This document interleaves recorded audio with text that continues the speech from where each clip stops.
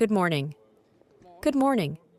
Yesterday, we saw that the German finance minister was out suggesting or opening the possibility for both the criminal police to use anti-tank instruments and others in relation to Donald Trump and Greenland. Where does Denmark stand in this matter? First of all, it is important for us that we have a very close dialogue with our European friends and allies. This is not a question of the Kingdom of Denmark and Greenland. It is all about the transatlantic relationship. That is why it is important that we have a common approach and a common response. At the moment, we do not think that we should exclude anything. It is a serious situation that, even if we want to de-escalate, there are others who are contributing to escalating it right now. That is why we will have to keep all possibilities on the table when we move forward. Does this mean that the criminal police can be on the way to the American way? I hope not. The police is not the right way forward at all. It is harmful for our economies. It is especially harmful in such a close and integrated cooperation that we have across the Atlantic. The Atlantic, where the value chains are integrated, will harm both the European economy, and you have to remember that the police in Denmark and a few other countries is in practice the police in the whole EU, because we are a police union. So it can harm the European economy, the Danish economy, and the Americans themselves. That is why I do not hope that it is the right way forward.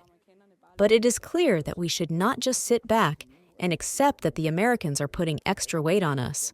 Do you have the impression that it is possible to have a dialogue with Donald Trump without in some way jeopardizing the possibility of economic retaliation if the Americans do not listen?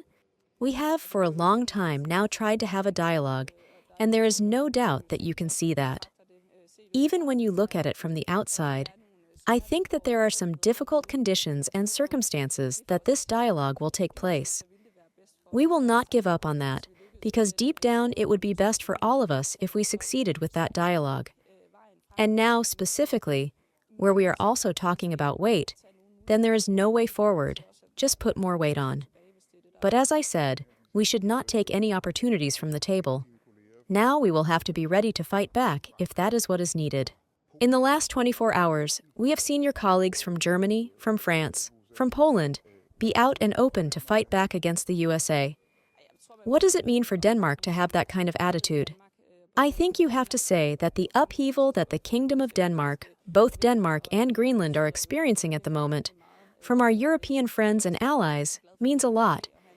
That is also why I am really happy to be here today and have the chance to discuss the situation with my colleagues in ECOFIN.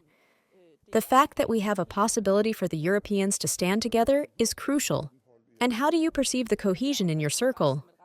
I actually perceive it as a pretty strong cohesion. You refer to some of the statements from some of the big colleagues around the table. I have a really good dialogue with many of my European colleagues who have followed this process closely throughout the past year, and who are also concerned that this is not just a question of the Kingdom of Denmark and the USA, but that it is actually about the entire transatlantic connection and the geopolitical uncertainty and the economic consequences. I actually think that there is a lot of understanding for this. So if the dialogue does not work, and Trump is taking his threat seriously and introduces the 12th of February, you are optimistic that the EU will react? I think that we will see that there will be a need for some form of defense. There are already some anti-tolls or retaliatory tolls that have been put on hold, which, if you don't do something, they will take effect. So there are a number of possibilities on the table. And as I said before, we should not close anything at the moment. And we must also say that the time is no longer to just hope that it will go away. We will seek dialogue. We will try to avoid escalation, because 12 is not far away.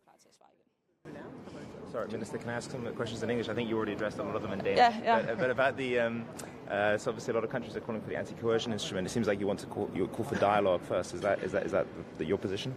Yeah, my position is that under no circumstances should more tariffs be the way forward. Having said that, then it's obvious that more tariffs will hurt both the European economy and the American economy, and the threats that we are facing right now towards both the Kingdom of Denmark and also the side effects for the European European economy, the transatlantic relationship. Taking that into account, of course, we shouldn't rule out any answers from the European community to the situation that we are facing. We'll insist on trying to seek the dialogue. We do not want to escalate this, but of course, if others keep on escalating, then there will need to be a European answer at some point, and I'm looking forward to discuss that with my colleagues today.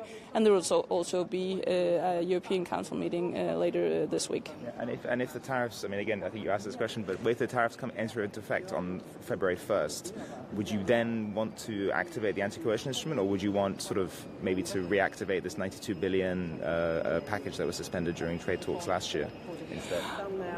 Well, we don't rule out anything at the moment, but what's most important for us, besides from seeking the dialogue with the United States and trying to prevent escalation, will be to have a very close contact with all our European friends and allies to see if we can find a common way forward from here. We will, of course, be discussing the anti-cohesion instrument, but also the countermeasures that will be put into place on February 6th if no one does anything. So all options are on the table, and we're not either deciding for something or ruling something out at the moment. Is it possible to finalize proposal on Ukraine and to disburse first money till the April or at the April? Yeah, as I see it, that shouldn't even be a question, because we need to deliver on that. So that's very important, and I think we'll find a way forward. We had an important result before Christmas, settling the way forward, and now we just need to finalize the details. So, of course, we need to find a way forward on that. Yeah, thank you.